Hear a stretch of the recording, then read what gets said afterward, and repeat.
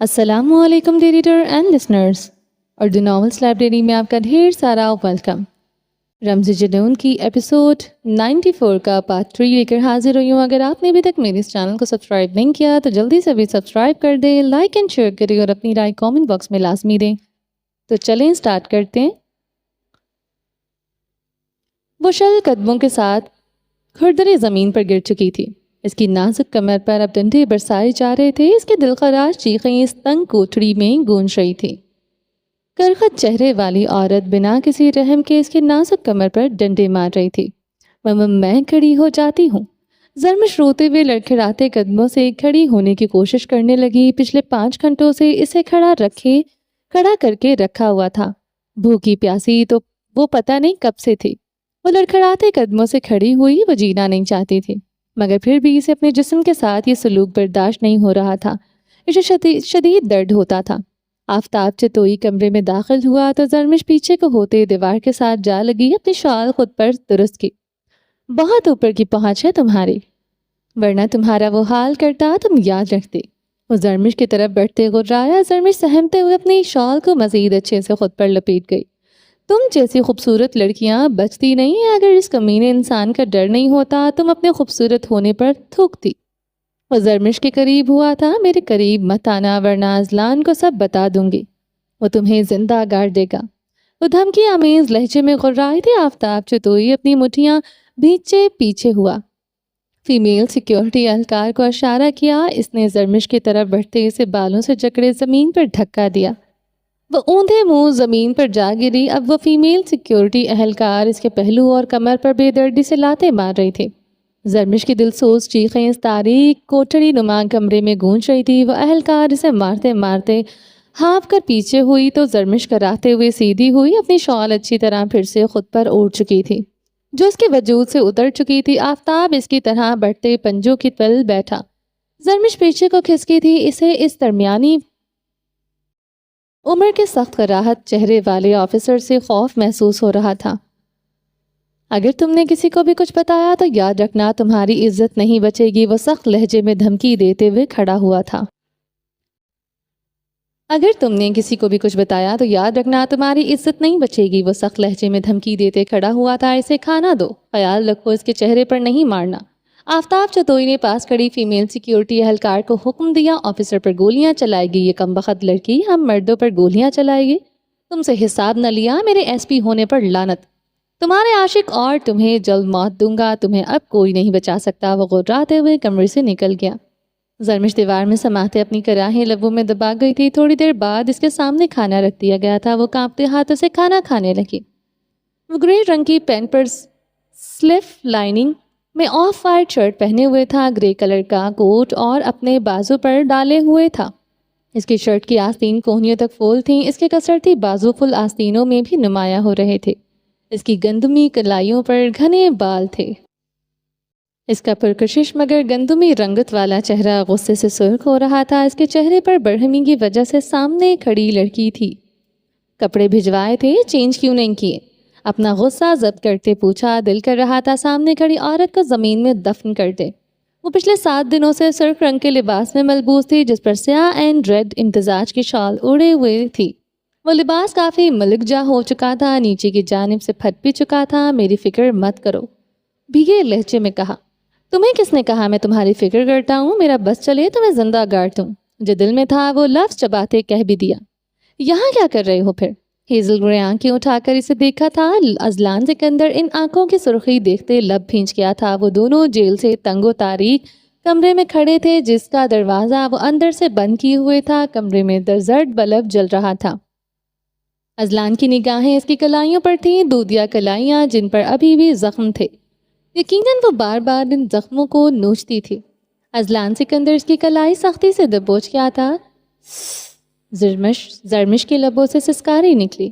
وہ اپنی سخت انگلیاں اس کی زخمی کلائیوں میں پیوست کیے جا رہا تھا۔ چھوڑو مجھے، بیوہ ہوں میں کسی کی۔ وہ درد سے بلبلائی۔ بیوہ ہو تو عدت میں کیوں نہیں بیٹھی؟ یہاں اتنے مردوں کے درمیان کیا کر رہی ہو؟ ازلان کا چہرہ غضبناکی سے سرخ ہوا. زرمش کی سرخ سوجی آنکھوں سے بہتے آنسوؤں کی رفتار میں اضافہ ہوا تھا. وہ اپنی کھردری انگلیاں اس کی زخمی گلائی پر پیوست کیے جا رہا تھا. درد ہو رہا ہے نا؟ بے رحمی سے پوچھا. نہیں.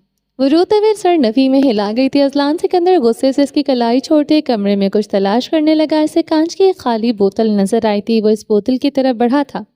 جانتی ہو کس چیز کی بوتل ہے؟ وہ زرمش کی طرف بڑھا. زرمش لب بھینچے دوسری طرف چہرہ کر گئی تھی. کس طرح کی غلیظ جگہ پر کھڑی ہو تم؟ پچھلے 7 دنوں سے کہاں رہ رہی ہو؟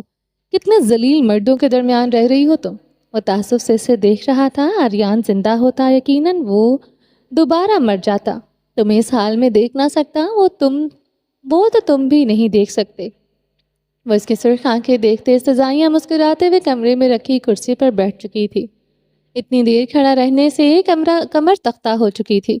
ساری رات آفتاب چتوئی نے اسے کھڑا کر کے رکھا تھا. کمرے پر نیلو نیل تھی. ازلان سکندر اپنا کوٹ زرمش کے سامنے پڑے ٹیبل پر رکھتے بوتل میں سے اس کے سامنے رکھ گیا تھا. وہ دونوں ہاتھ ٹیبل پر جمائے سے سرخ آنکھوں سے گھور رہا تھا. بہت شوق ہے خود کو تکلیف دینے کا تو میں تمہارا شوق پورا کر دیتا ہوں. ازلان سکندر نے کانچ کی بوتل توڑتے نوکدار کانچ زرمش کی طرف بڑھایا تھا. زرمش نے ناسمجھی سے اسے دیکھا. مار ڈالو خود کو. اس اذیت سے نکل آؤ. اس قفس سے اب تمہیں صرف تمہاری موت رہائی دلوا سکتی ہے. ازلان سکندر کی بات پر زرمش نے کانپتے ہاتھ سے اس کی کانچ لیا. ازلان سکندر اپنے سینے پر ہاتھ باندھتے سیدھا ہوا. زرمش کانپتے ہاتھ سے وہ کانچ پکڑے اپنی زخمی کلائی پر رکھے ہوئے تھی. اس نے پرسوز ہچکی لی تو ازلان سکندر کے جبڑے بری طرح بھینچے تھے. وہ بے تاثر چہرے کے ساتھ کھڑا رہا مگر وہ ضبط کے کڑے مراحل سے گزر رہا تھا.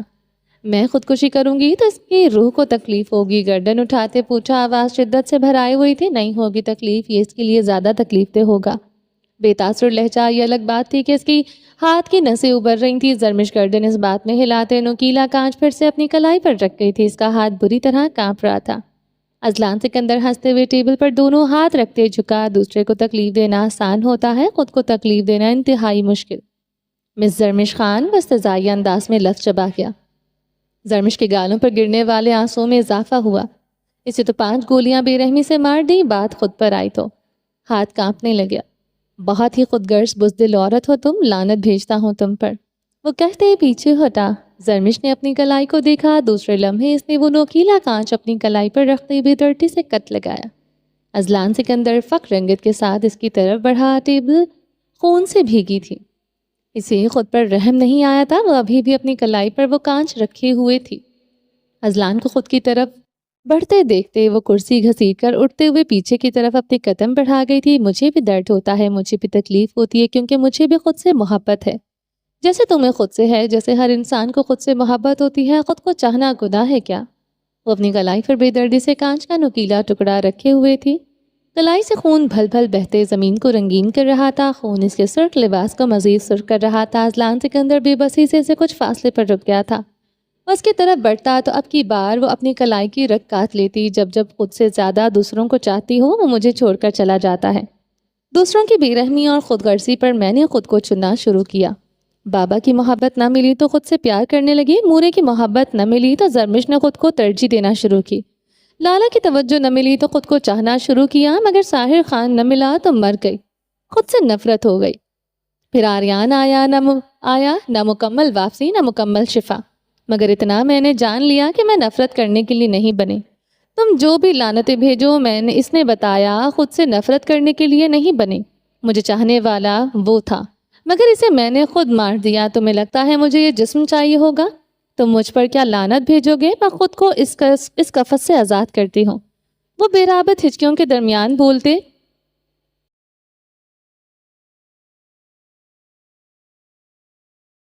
کانچ کے ٹکڑے کا دباؤ اپنی کلائی پر بڑھانے لگے. خود کو مارنا آسان نہیں ہوتا. درد کی انتہا پر انسان خود کو چنتا ہے. تکلیف کے سامنے بہادری بھی سانس روک لیتی ہے. اس کا ہاتھ بھی کانپ رہا تھا. وہ اپنی آنکھیں موند گئی تھی. سبز آنکھیں بند پردوں پر لہرائیں. وار سیدھا دل پر ہوا. وہ صرف بلڈ تھرس بیس تھا. وہ صرف وہ تھا. وہ چٹان ہوئی. وہ درد نہ رہا تھا. زرمش نے اتنی آنکھیں کھولتے اپنے خون آلود کلائی کو دیکھا. اس سے پہلے وہ اپنی رگ کاٹتی. ازلان سکندر نے اس سے کانچ کا ٹکڑا چھینتے اسے دیوار کے ساتھ لگاتے اس کی گردن پر بے دردی سے ہاتھ رکھا. جان سے مار دوں گا. ایسا کچھ بھی کرنے کی کوشش کی، مجھے آریان مت سمجھنا۔ وہ اس کی آنکھوں میں آنکھیں ڈالے سلگتے ہوئے کہہ رہا تھا، تم ہو بھی نہیں سکتے۔ وہ بھی جواباً اس کی آنکھوں میں اپنی آنکھیں گاڑ گئی، گلا بھاری تھا، بدن بری طرح کپکپا رہا تھا۔ وہ اس کی اس حالت کو دیکھتے پیچھے ہو گیا۔ اب اس کی سفید گردن پر اذلان کی انگلیوں کا نشان بھی تھا۔ اسے دیکھتے صرف ایک لفظ ذہن میں آتا تھا، ترہم۔ وہ ترہم کھائے جانے کے ہی قابل تھے۔ اذلان سکندر دروازہ کھولتے باہر چلا گیا۔ فرسٹ ایڈ کٹ لاؤ، وہ چیخا تھا۔ زرمش زمین پر بیٹھتی چلی گئی تھی، اس کے اپنے پاس خود کے لیے ترہم بھی نہیں تھا۔ تھوڑی دیر بعد وہ اس کے سامنے پنجوں کے بل بیٹھے اس کی کلائی کی بینڈیج کر رہا تھا۔ زرمش خاموشی سے نظریں جھکائے ہوئے تھی، اپنی شال سے اپنا سر ڈھکے ہوئے۔ میری بات سمجھنے کی کوشش کرو، تمہارا یہاں سے نکلنا بے حد ضروری ہے، وہ بے حد نرمی سے کہہ رہا تھا۔ میں اپنی پہچان ظاہر نہیں کر سکتا، مگر تم سب کی نظروں میں آ چکی ہوں۔ تمہیں مار دیا جائے گا یا اغوا کر دیا جائے گا۔ ان لوگوں میں آریان کے دشمن بھی ہو سکتے ہیں۔ جیکو کو جانتی ہو نا؟ وہ پہچان بدل کر پاکستان آ گیا تھا۔ تمہیں خبر بھی نہیں ہوگی، تم استعمال ہو چکی ہو۔ زرمش نے نظریں اٹھائے سے دیکھا، دونوں کی نگاہیں چار ہوئیں۔ کیا پتا میں ابھی بھی میں استعمال ہو رہی ہو؟ زرمش کے سوال پر اذلان کو غصہ اٹھ کر آیا تھا۔ تم تباہ ہو چکی ہو، اب تم خود کو مزید تباہ کرنے پر تلی ہو۔ اذلان سکندر نے تعصب سے دیکھتے کہا، وہ نہ رہا تو خود کو بچا کر کیا کرو گی؟ میری روح بھی اب تباہ ہونا چاہتی ہے۔ وہ تلخی سے سر جھٹک گئی۔ اذلان سکندر کی آنکھوں میں تپش ابھری۔ وہ بمشکل خود پر قابو پانے لگا۔ اتنی ضدی عورت اس نے اپنی پوری زندگی میں نہیں دیکھی تھی۔ تمہیں ڈاکٹر آریان کے کیس میں پھانسی اور عمر قید کی سزا ہو جائے گی۔ جیک عرف آریان اب بھی انڈر ورلڈ کی دنیا میں مر چکا ہے۔ وہ تمہیں نقصان پہنچا کر سیکرٹ نکلوانے کی کوشش کریں گے، اور تمہیں فکر ہے تمہاری ایجنسی میں سیکرٹ نہ ریویل کر دوں؟ فکر مت کرو، میرے پاس کوئی سیکرٹ نہیں ہے۔ مجھے پتا ہے تمہارے پاس کوئی سیکرٹ نہیں، مگر یہ باقیوں کو نہیں پتا۔ سویڈن میں سارے وقت تم جیک کے ساتھ رہی ہو، تم بچ نہیں سکو گی۔ تمہیں محفوظ پناہ گاہ کی ضرورت ہے۔ وہ سنجیدگی سے بولا، اگر میری محفوظ پناہ گاہ تم ہو تو میں تھوکتی ہوں تم پر۔ وہ اپنی کلائی چھڑواتے دیوار میں سمائی چادر سینے سے دبوچی۔ اذلان سکندر کا خون سمٹتا کنپٹی پر آیا۔ اس کی بات سے زیادہ اس کے خون کے سمیٹنے پر وہ طیش میں آیا تھا۔ جس طرح تم مجھ پر تھوکتی ہو، میں تمہاری خوبصورتی پر تھوکتا ہوں۔ مجھے تم میں ذرا برابر دلچسپی نہیں ہے، وہ لب بھینچے بولا۔ زرمش مزید خود میں سمٹی تھی۔ آریان کی قید میں جو ذلت محسوس ہوتی تھی، آج بہت عرصے بعد اذلان سے خوف محسوس ہوا تھا، جیسے آریان سے خوف محسوس ہوتا تھا، ایک اور قید نہیں۔ اور دھیرے دھیرے گردن نفی میں ہلانے لگی۔ تم جتنی بھی خوبصورت سہی، مگر مجھے فرق نہیں پڑتا، میرے لیے تم میرے دوست کی بیوہ ہو۔ سمجھنے کی کوشش کرو، اس کا لہجہ بے حد نرم تھا۔ لفظ بیوہ پر وہ رونے لگی تھی۔ اذلان سکندر نے اپنی انگلی سے کنپٹی رب کی۔ آخر مرد کیسے عورت کے آنسو ہینڈل کرتا ہے؟ اگر کسی مرد کو کچھ سمجھانا ہوتا تو وہ صرف ہاتھ کا استعمال کرتا۔ سمجھنے کی کوشش کرو، اپنی جان پر رحم نہیں کھانا، اپنی عزت پر کھاؤ۔ اذلان سکندر کی بات پر زرمش کے رونے میں شدت آئی تھی۔ آفتاب چتوئی کی دھمکی بھی یاد آئی، تم باہر نکل کر خود کو سزا دینا، جیل میں رہو گی، گل چڑھ جاؤ گی۔ وہ نہیں رہا جس کے دم پر تمہاری طرف بڑھنے کی جرات نہیں کر سکتا۔ اذلان سکندر کی بات پر زرمش کا دل کھسکا، زخموں سے خون رسنے لگا۔ وہ ہوتا میں ایک دن یہاں نہ رہتی۔ میں جانتی ہوں۔ زرمش نے شال سے اپنی ناک رگڑی۔ شال پھسلتے اس کے سر سے گری تو وہ ایک طرف اس کے بال بکھر سے گئے تھے۔ اس کا دایاں گال چھپ گیا تھا جہاں زخم مدمل ہو چکا تھا۔ زرمش نے اپنے بال پیچھے کیے، اپنی شال پھر سے سر پر جمائی۔ آریان کے لیے خود کی حفاظت کرو، وہ اذلان سکندر نے نرمی سے کہا۔ وہ نہیں رہا۔ کیا کروں گی خود کو بچا کر؟ آنسو گرتے اس کے گالوں کو بھگونے لگے۔ باہر نکلنا ہے تمہیں؟ نرمی سے پوچھا۔ وہ نفی میں سر ہلاتے اس بات میں سر ہلانے لگی۔ نیلو نیل کمر میں درد اٹھا۔ اس پر باور ہوا وہ ابھی بھی خود سے بہت محبت کرتی ہے۔ وہ مزید زخم نہیں سہ سکتی۔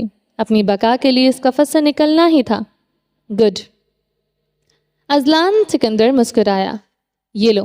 اذلان سکندر نے ایک چھوٹی سی پسٹل اس کی طرف بڑھائی۔ زرمش نے آنکھیں پھیلائے سے دیکھا۔ کل تمہیں عدالت لے جایا جائے گا۔ ڈاکٹرز ایسوسی ایشن نے ہڑتال کر رکھی ہے۔ میڈیا کے پریشر میں عدالت تمہیں کل ہی سزا دے گی۔ تمہیں کل ہی یہاں سے نکلنا ہے۔ تمہیں اپنے ساتھ بیٹھی پولیس اہلکار پر یہ پسٹل رکھنی ہے۔ وہاں میرا بھی ایک آدمی ہوگا۔ وہ یہ دیکھتے شور مچاتے گاڑی رکوائے گا۔ اگر حالات بگڑے تم گولیاں چلا دینا، مگر اس بار ٹانگ یا بازو پر چلانا۔ وہ کھڑا ہوا۔ زرمش نے گردن اٹھائے سے دیکھا، وہ باہر کے اس کے زخم ادھیڑ دیتا تھا، وہ ہر بار اس کے زخم ادھیڑ دیتا تھا۔ میڈیا سب کی اس کیس پر نظر ہے، یہ سب کیا اتنا آسان ہوگا؟ مجھے پسٹل کس نے دی؟ یہ سوالیہ نشان تمہیں کٹہرے میں لا کھڑا کر دے گا۔ زرمش کے سوال پر وہ مسکرایا تھا، تم معصوم لگتی ہو مگر ہو نہیں۔ وہ ہنسا تھا۔ سامنے کھڑا انسان واقعی میں اس کے زخم سلنے نہیں دیتا تھا۔ زرمش کا دل کیا اس پسٹل کی گولیاں اس کے سینے میں اتار دے۔ وہ ہر لمحہ یاد آتا تھا، مگر اذلان سکندر سامنے آتا تو وہ زیادہ شدت سے یاد آتا تھا۔ وہ آنکھیں میچ گئی تھی۔ اس سب کا شک مجھ پر نہیں، اس آفتاب چتوئی پر جائے گا۔ کل ہی اس کے گھر اینٹی کرپشن ڈپارٹمنٹ ریڈ پڑے گی، کروڑوں روپے برآمد ہوگا تو کٹہرے میں وہ ہوگا میں نے۔ زرمش نم سا مسکرائی تھی، وہ چہرہ ہاتھوں میں چھپائے ہنسنے لگی تھی۔ اذلان سکندر کو وہ دیوانی پاگل لگی تھی، وہ ہنستی ہی جا رہی تھی۔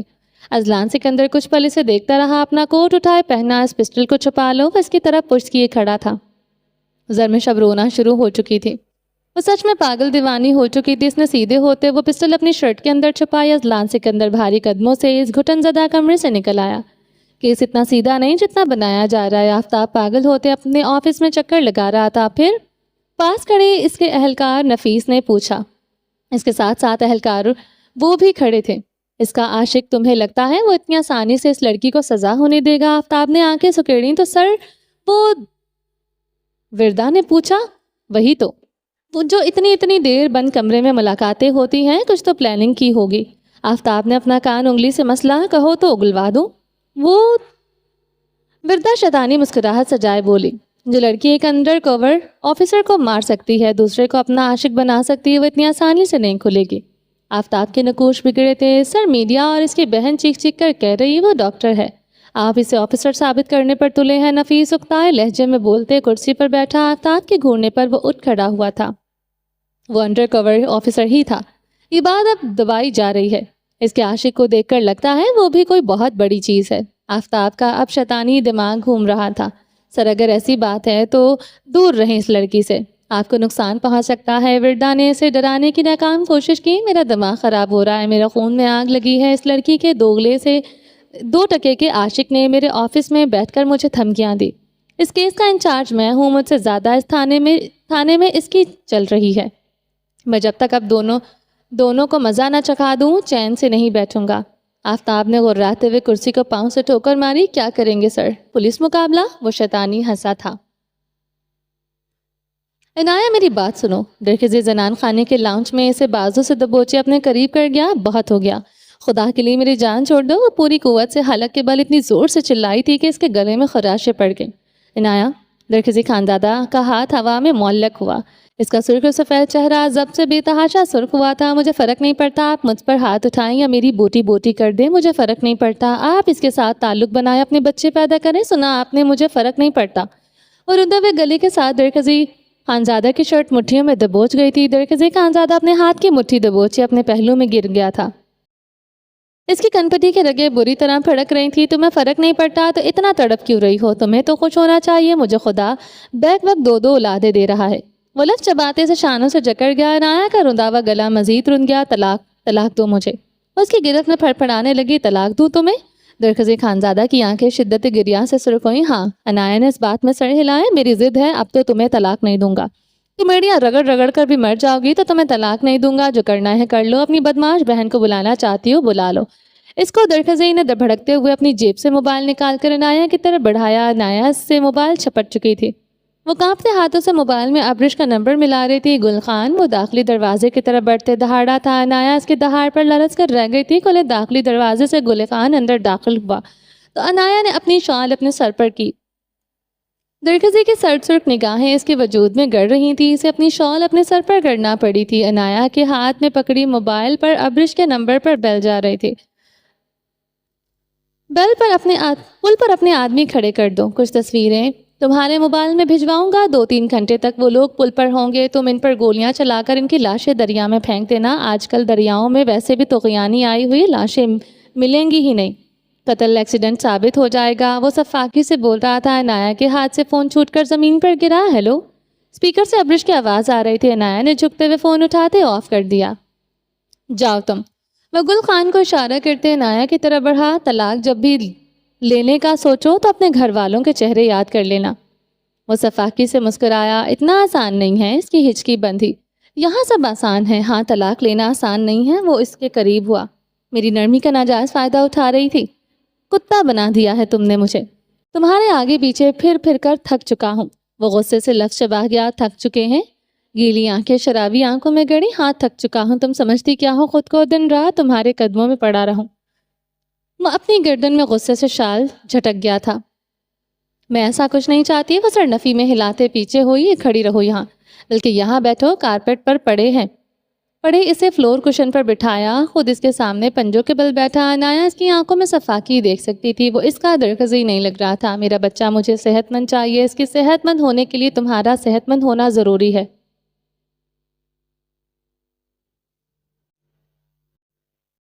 اس لیے روئی دھوئی کھانا چھوڑا تو میں تم سے تمہارا بچہ چھین لوں گا۔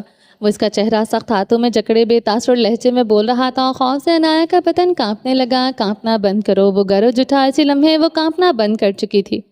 تم مجھے ابھی نہیں جانتی عنایا، میں نہیں چاہتا تم مجھے جانو۔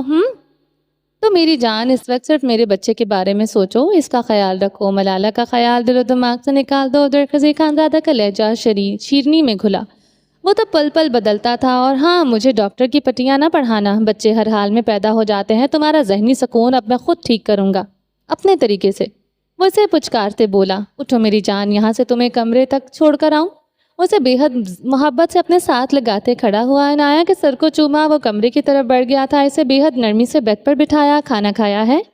جھکتے ہوئے پوچھا۔ عنایا نے اس بات میں گردن ہلائی۔ سچ بتاؤ۔ درخزی خانزادہ کا لہجہ سرد ہوا تھا۔ نہیں۔ وہ اسی لمحے روتے ہوئے گردن نفی میں ہلا گئی تھی۔ پشمینہ! وہ دروازے کے باہر کھڑے ہوتے پشمینہ کو پکارتے دہاڑا۔ عنایا اپنی ٹانگیں سمیٹتے ہوئے گھٹنے سینے پر ٹکا گئی تھی، اس کی دھمکی سے اس کی ریڑھ کی ہڈی سنسنانے لگی تھی۔ وہ اس سے اس کا بچہ چھین لے گا، وہ بے رحم ہو سکتا تھا، وہ بے رحم تھا، وہ اسے ایسے ہی خانزادوں سے ڈر نہیں لگتا تھا۔ پشمینہ بھاگتی ہوئی آئی تھی۔ ایسا کچھ ہے جو کچا نہ ہو، کڑوا نہ ہو تو کھانے کو لا کر دو، اور 2 منٹ میں لاؤ۔ پشمینہ سر ہلاتے بھاگتے ہوئے کچن کی طرف بڑھی۔ 2 منٹ بعد اس کے ہاتھ میں ٹرے تھی جس میں دودھ اور بریڈ تھے۔ وہ پشمینہ کو گھورتے ہوئے اس سے ٹرے پکڑ گیا تھا۔ کمرے کا دروازہ دھاڑ سے بند کرتے وہ عنایا کی طرف بڑھا، ٹرے اس کے سامنے رکھی، بالوں سے پکڑے، اس کا چہرہ اوپر کیا، کھاؤ۔ وہ اس کے سامنے بیٹھا۔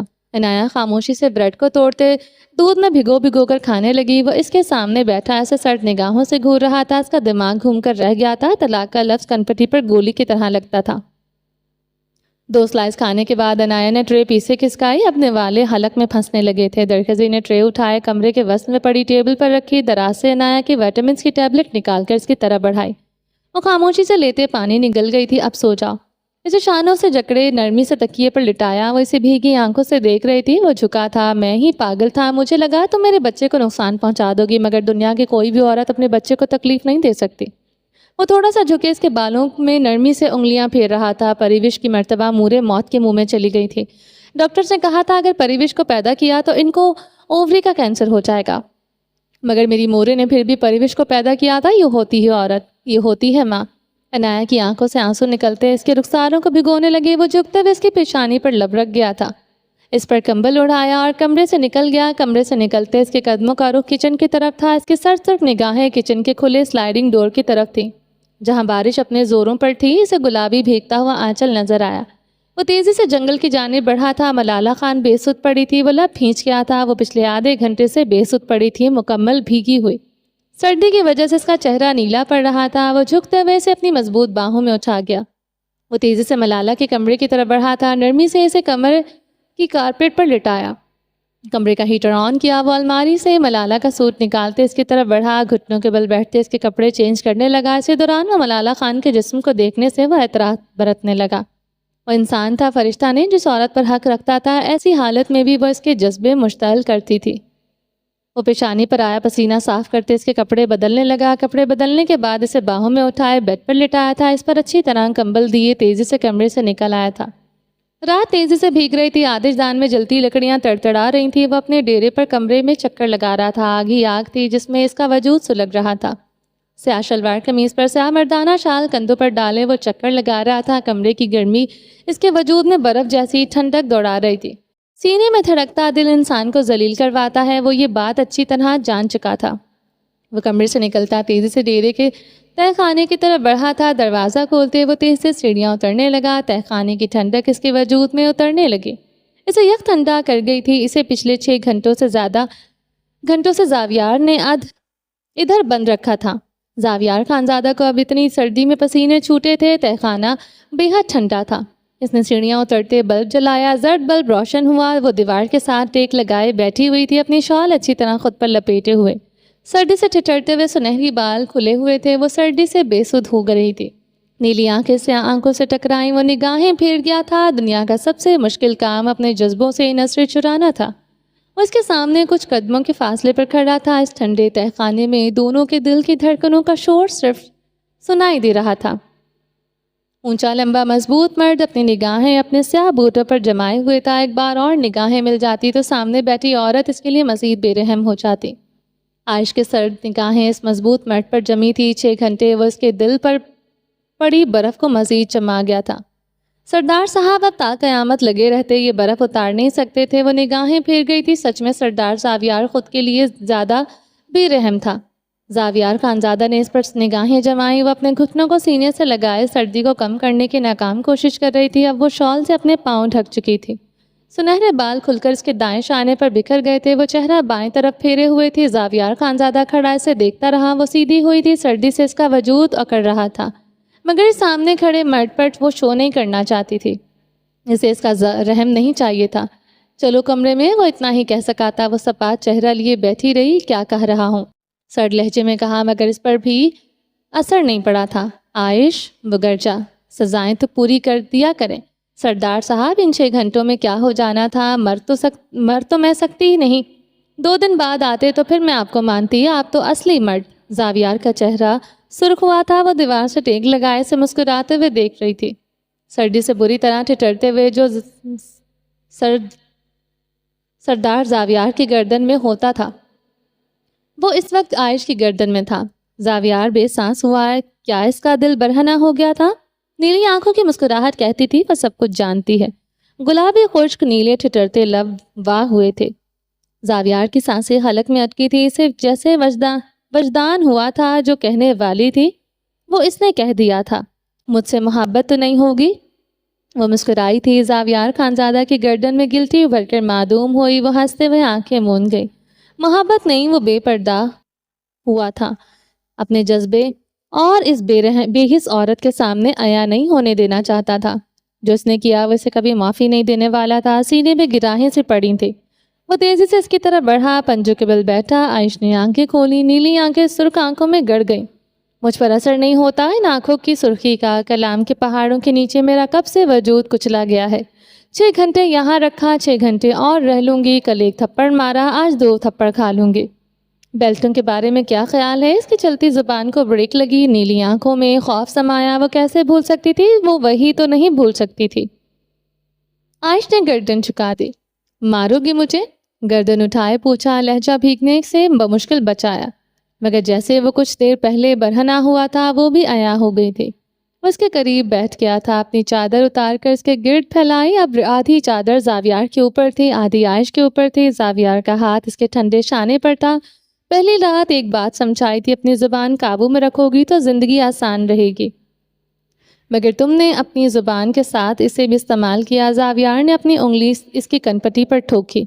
مارو گے مجھے؟ وہ اس کے مار کے ٹرامے سے کبھی نہیں نکل سکتی تھی، بلکہ وہ کسی ٹرامے سے کبھی نہیں نکل سکتی تھی۔ پہلو میں بیٹھے مرد نے اسے ٹرامیٹک بنا دیا تھا۔ ہاں، وہ اس کی آنکھوں میں دیکھتے مسکرایا۔ عائش کی سانس رکی ہوئی، وہ خوف سے زرد ہو گئی۔ تم میرے لیے صرف بنی میں آئی ایک بے مول عورت تھی اور رہو گی۔ مجھ جیسا انسان کبھی اپنی عورت سے محبت نہیں کر سکتا۔ مٹھی میں بند عورت سے کون محبت کرتا ہے؟ وہ تو صرف ملکیت ہوتی ہے، اتنی وافر مقدار میں میسر ہوتی ہے کہ میرا حلق تک بند بھر جاتا ہے۔ وہ جانتا ہی نہ تھا کہ وہ اسے نہیں خود کو بے مول کر رہا تھا۔ وہ دیوار سے ٹیک لگائے آنکھیں موند گیا۔ اپنا دل برہنہ ہوتا دیکھ سکتا تھا، مگر نیلی آنکھوں میں چھایا کرب اس وقت نہیں دیکھ سکتا تھا۔ کچھ لمحوں بعد اس کی بے رابط سی ہچکی سنائی دی، جو وہ شاید ہونٹوں میں دبا گئی تھی، مگر اپنی زکام زدہ سانس کو نہ روک سکی تھی۔ زاویار کی شال سے اپنی آنکھیں اور ناک رگڑی، وہ آنکھیں بند کیے رہا۔ دل میں بڑی شدت کی تکلیف اٹھی تھی۔ اس عورت کو سزا دے کر وہ خوش کیوں نہیں ہو پاتا تھا؟ اس کے آنسو اس کی ساری خوشی غارت کر دیتے تھے۔ وہ آنکھیں بند کیے رہا۔ وہ اس کی شال سے اپنی ناک اپنی آنکھیں پونچھتی رہی۔ نفاست پسند سردار زاویار خانزادہ کی اب طبیعت اس سب سے اوپتی نہیں تھی۔